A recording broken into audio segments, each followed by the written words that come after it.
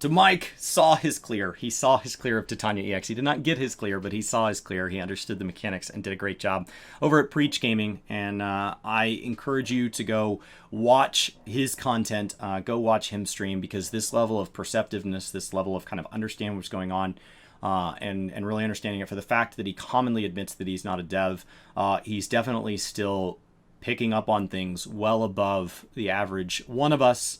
And so let's go ahead and jump into kind of his post-thoughts, post-cutscene as he gets into this. Waifu dead. Feels bad. So that was it, Mike? That is... You know what it is? What I take away from this, and I'm sure... I mean, maybe people want us to check out a different boss. I'm sure that might be the case. It's very overwhelming to an onlooker. Like, every time... If I pause any screen here, it's so... So people wanting to watch a different boss, that's the exact same as trying to pick one boss to sum up World of Warcraft. Like, it's just not going to happen. Overwhelming, but the mechanics are very basic. Once you have a little understanding, there's a lot of them though. I would say there was way more than I expected. There's a good 10 or 12 mechanics going on here, happening. Now they were all relatively basic and relatively well telegraphed. Actually, once I could see what I was looking at, it was pretty good. I really dislike the UI. So that kind of accusation that they're basic is the accusation of people that know the fights and or know these types of mechanics and play at this level, to people that don't and say that they're afraid to, or say that they can't. They're like, it's not that hard, but it's a lot to learn. And so to go from somebody who's capable of watching story to somebody that's capable of getting out of these things without getting somebody else killed, it's a huge jump. So the jump from normal to extreme, from somebody who's capable of Savage, Ultimate, or somebody that's kind of that mythic level player, it's not that big of a deal. You see the fight once, you see the mechanic once, maybe you die to it, maybe you don't die to it again, and you just continually progress phase to phase to phase. And as you get to the end of these fights, you've seen everything. Rinse and repeat, down it goes. If you're not getting it down well enough, then your rotations are falling off, your uptime is falling off, and as you get smoother at the fights, your DPS will get better, and the fight will become clearable, and of course, eventually clearable, faster, smoother, easier. And so that is the accusation there, but this is a huge jump and is incredibly overwhelming. Keep in mind that this player has their spell effects turned like all the way to the max. And so a lot of what's visually happened in this fight is made way more intense by them letting the game show off just how bright and insane it can be. Many people who like I do not play at max settings in this game. It has no issue. It's no issue of my hardware. I literally just don't want to try to clear this stuff when it's flashing my screen this bright, as a personal preference. But like you said, there's a lot been moved around here. Things have been moved around to adjust it and stuff like that. But certainly having this health bar right in the middle of my screen is triggering me to hell. Raid frames is a personal preference, by far.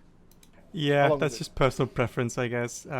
What I will... So I will say, with that personal preference, because this game doesn't openly allow add-ons, there aren't that many add-ons, because it's technically against terms of service. That's a whole nother conversation.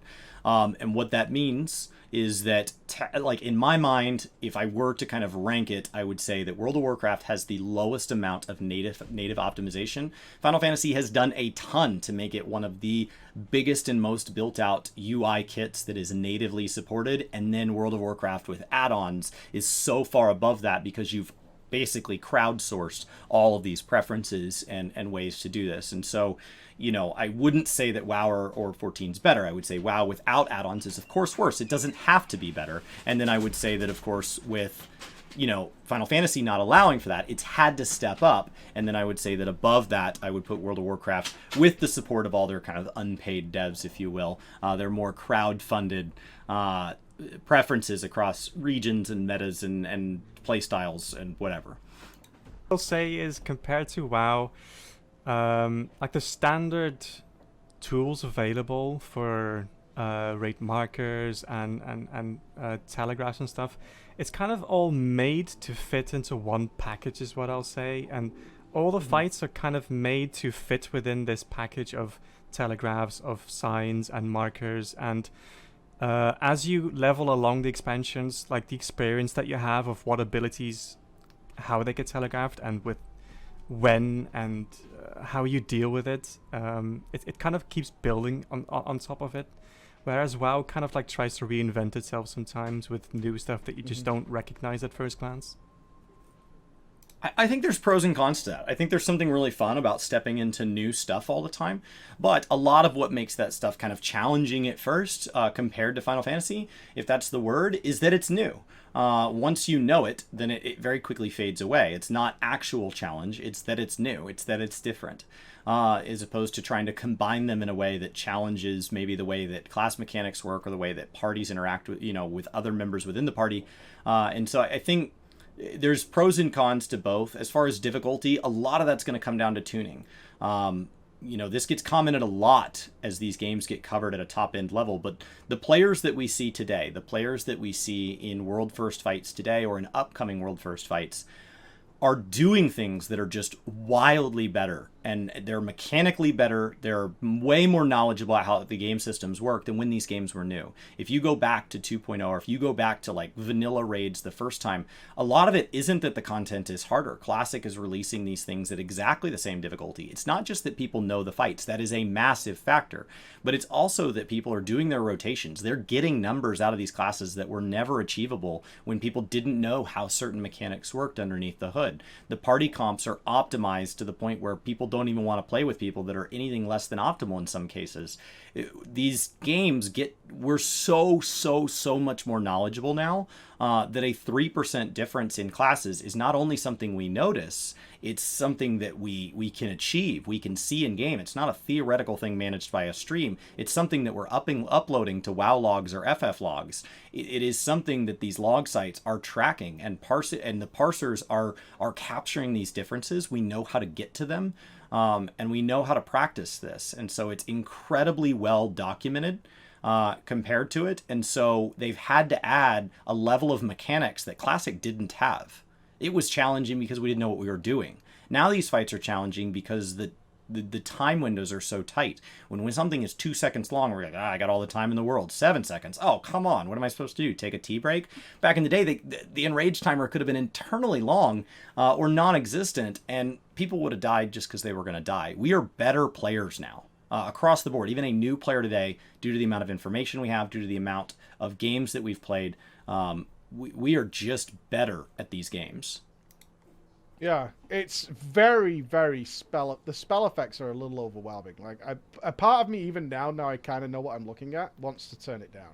I feel like if I was playing this, because obviously this is a YouTube video, so it's been down-resed a little bit.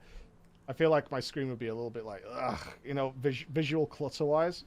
I'm unsure how much you can declutter it exactly, because there's one thing that this game kind of doesn't do, which WoW does a lot. It's hide spell mechanics from players, and you can even see like all the buffs that people are getting and debuffs that you can get. They're all showing up on your screen, which in prog fights, right, you would go mouse over this and you would see if there's a tooltip hinting. We know this group knows this fight. This is not a blind pull. I imagine you wouldn't really want to know. Like, I mean, do you want to know when your monk goes into oppo stance or raptor stance or whatever? Not really, right? I don't know if it's overwhelming. I think about the recent complaints we had about mages in World of Warcraft with their shifting power ability, which was just so overwhelming and bright that it just annoyed players. There are people, so this healer is a white mage, and there are people that ask white mages not to AoE DPS in content where it is not required, because while it is optimal, the holy spam that white mages do to AoE is just dropping flashbangs on the entire party. Right, it was just too much, where we couldn't see wild spirits and things like that. But I mean, most of the abilities here are very, very visual. Like, it's a lot of spell effects going on. It's the first thing you notice, right? But it's pretty. Part of the It's appeal, very yeah. pretty. Yes, it's very pretty. Unquestionably very pretty. I guess from what it's just me being more of a mechanics nerd, is I like just a simple ground texture if we're going to do something, so I can see what's going on. I would say there was a lot of things I'd like to disable on this, like damage numbers. Like this, if I look now, all this is just irritating me. It's and you can turn that off in both games. Just so much stuff all the time. I mean, what's happening there is basically like a Dark Knight is attacking. There's an explosion happening from the bard. Like a heal is going off. Like everything's basically showing and stacking on top of each other, which is spectacular, but can hide some things if they're not telegraphed well, which I imagine might happen on some fights later on that I haven't experienced myself. Which yeah, we might go on to if someone else wants to do this with you, Mike, who has experience. That looked easy because that party moved well through that phase. This is one of the differences when you watch world first pulls and a boss goes down in 3 pulls and they're like, wow, it's too easy, it's too easy, it's too easy. The average raid group that's going to clear that, as you start to talk about people that are not in the top 100 guilds, not the top 1,000 guilds to clear a piece of content, they're going to need their item levels to be higher to overcome things. They're going to need a lot more attempts.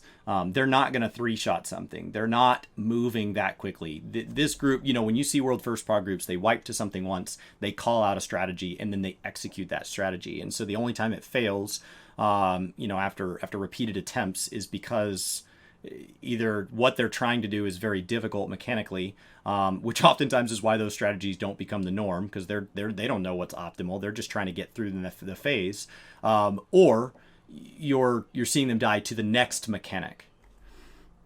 With the actual hard fights, which I haven't done myself and I can't talk you through. Well, mechanics-wise, I think we kind of nailed it. I guess, right? I'm sure there's so many upset people who are like.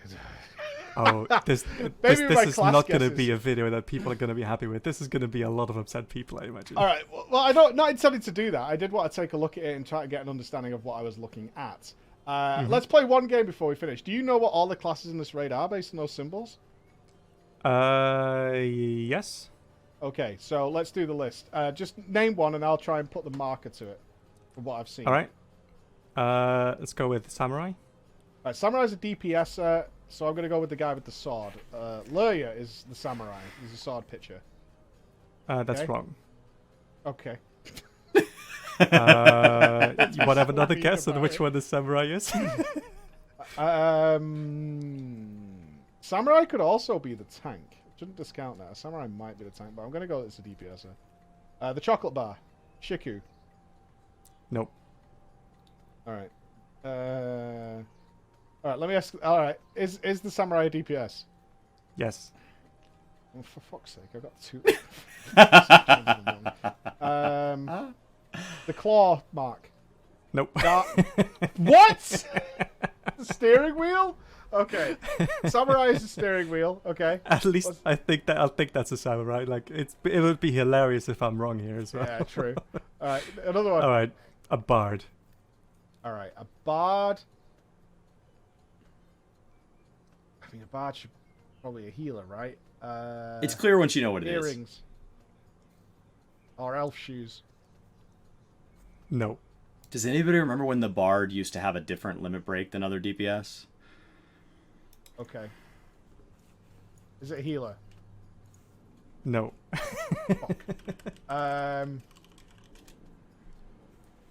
Chocolate bar. Yes. It looks a bit like an instrument. It's a harp, right? It's a harp. Okay. Yeah. Okay.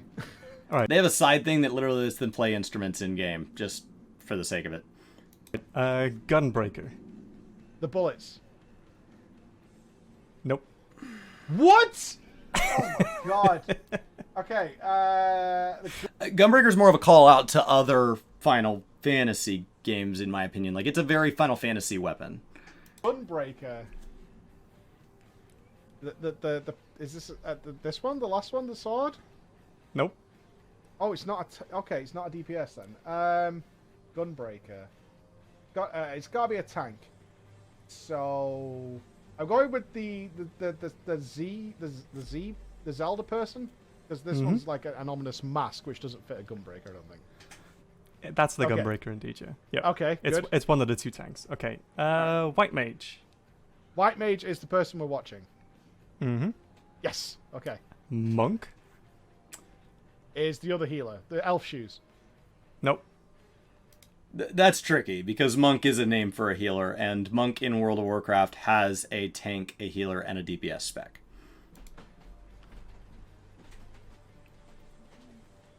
Monk tank? The other tank? Nope. Fuck! All right, it's got to be sword then. Nope. What? Come on. They don't carry What swords. did we do, everybody? No, samurai steering wheel. Bard. Who have I missed? The bullets? Yeah, they're What's that got to do with the scratch monk? marks basically. They're scratch Oh, marks. okay. Wolverine. I get it. All right, scholar. All right, Scholar's the other healer. Elf Yes. shoes. Yeah. Dark Knight. The tank with the mask.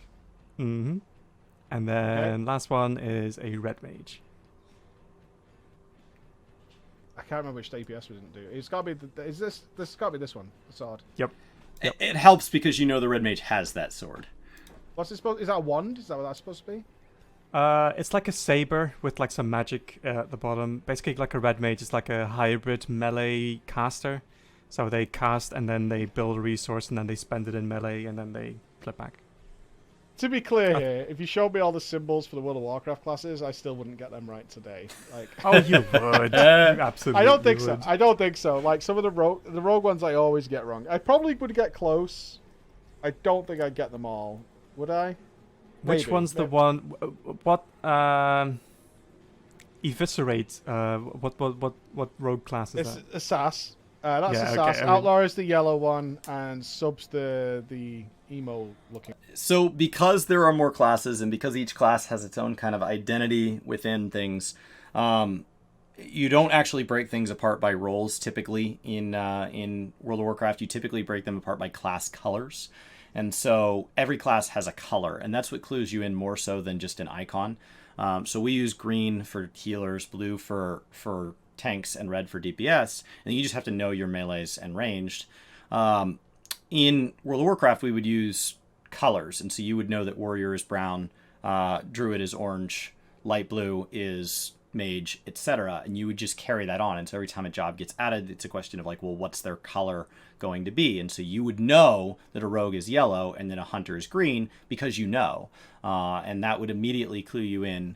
And then from there, it takes a little more effort, but like a warrior has a DPS and a tank spec, which allows them to cross those roles, but they're always going to be in melee range. And so you know that. And so there are a handful of classes where that can still confuse you. You need to know your druids apart. There can be druids have 4 specs. They have a melee and a ranged DPS, as well as healer, as well as tank. And so there are times that system is far from perfect. There are people that separate their raid frames where, like healers, it is not uncommon to see them separate their raid frames. So it's simply, I don't need to know what class they are. I need to know how to keep them alive. And so because of things like add-ons, you don't necessarily need these icons to clue you in. You need it to work for however your brain is thinking about it. And that's just different. These icons here come out of the fact that at level 30, we move from being classes into jobs. And the way we do that is we receive our job stone from a quest. And so the icon that is on that job stone is what you are seeing here. And so we know that because these are things that are meaningful to those players. And so that's where that becomes part of your identity. And so it's just different in the way the game, these things present that. And it's just different. One. Yeah, exactly. Yeah. See, That's how you would get it. Yeah, I would get it, but like the symbols rarely, like the steering wheel samurai. I don't know what that is. It's supposed to be a glaive. Let me actually double check that I'm right with that. I'm curious now. I'm pretty sure I find it's it a odd samurai. that the steering wheel is the samurai. I don't play melee DPS. Yeah, it is a samurai. Not going to offend me. Okay. All right. Well, let's leave it there. That was fun. I do recognize a lot now. I guarantee if we did this again, I would be all over it because it was. I had to get through the visual noise. Yeah, I would love to see him. I mean, this would take an immense amount of time, but like if you see the Eden fights 1 through 12, there is a progression of those mechanics. And yes, some of them are callbacks to fights we've seen in the past, but even just 1 through 12, by the time he got into 9, 10, 11, and 12, he would start to see that certain colors and elements are used the same way, that certain markers seen the same way. And so 9 through 12, especially 12, can be incredibly visually overwhelming in what's going on, and the player positioning can be really precise. But if you've already seen 1 through 8, which a player would have, it's not as overwhelming as somebody that's trying to watch this from playing another game. I think Mike did an incredible job here, and this really does show people that, like, when a WoW player comes in, depending on what kind of WoW player they were, it is possible that they're quickly going to adapt to mechanics even faster than somebody who's maybe been playing Final Fantasy since 2.0 or 1.0, if this isn't their style of content, and that's how you're comparing them. If you're saying, well, which one's better in Savage after 6 months of this person playing, or 5 years of this person playing, but not having done Savage for any of that, well, that doesn't count. They still have more endgame experience, because that mythic has to count for something. Yes, it's partial credit, but they're going to understand some basic group mechanics. They're going to understand basic terminology as soon as we translate for them.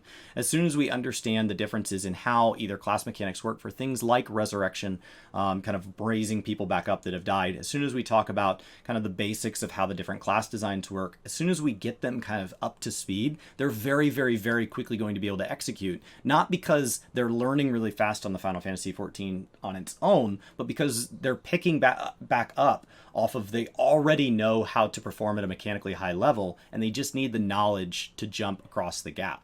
That goes both ways. If you take a Final Fantasy player that does not touch Extreme Savage Ultimate, and you put them into World of Warcraft, and you put them into dungeons with big, fast pulls, and then you take them through a normal or heroic immediately into a Mythic 0, and then straight up to a Mythic 5, somewhere in there you're going to start wiping, and it won't be the Mythic 5. Somewhere long before that, you're going to start having issues, especially if you're not taking them in a party where it's like, okay, we've got 4 people that are going to hard carry. Great, well then it doesn't matter if they're laying face down. If you ask like a tank that tanks casual to go over and tank Mythic 5, there's a lot going on. There's a lot going on. When you start to overlay affixes and all of that, it helps that you already know the base dungeon underneath.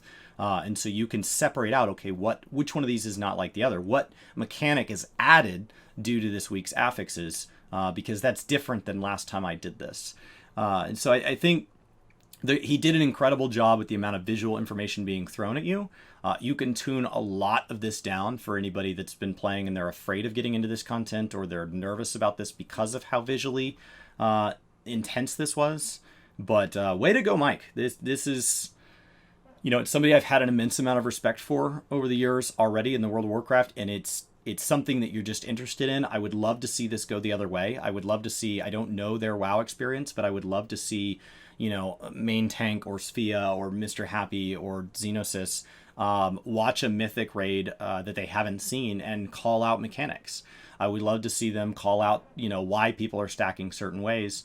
And they might need some basic translation, right? They might need somebody that can sit here like this other Mike and say, hey, chat said this other guy's named Mike too, and say, hey, like I'm here to translate for you. I'm here to answer your questions, but I'm gonna let you go until you ask a question or until you've missed something, and see how far they get. Just because it's an interesting dialogue between the way the games tackle what is really meant to be the same idea of the content, right? Players have cleared the base game, they're good at their combat jobs, and now they want to test themselves against something harder. Clearing this boss on extreme doesn't really extend the lore over killing it on normal. It's the same boss. In theory, your character's already killed this, and sometimes that's addressed, and sometimes that's not as well addressed, in my opinion. We have a base overlapping way that we address it, that we're like living through this legend of what the fight was, this tale of the fight. But ultimately, it's just that a player wants to fight it harder. Ultimately, it's that they just want to test themselves, and then their reward is going to be better gear. And so I think I'm really excited to see this sort of crossover. I'm really excited to see if this helps maybe people take some interest in the World First Race in 14, even if they never intend to play 14, as Frosty TV covers it the way OTK would cover it. When we get into our World First Races of Endwalker. Endwalker, of course, releases in November. So thank you again, Mike. This was awesome. It was great to see you watch a game you don't play and talk about it, kinda.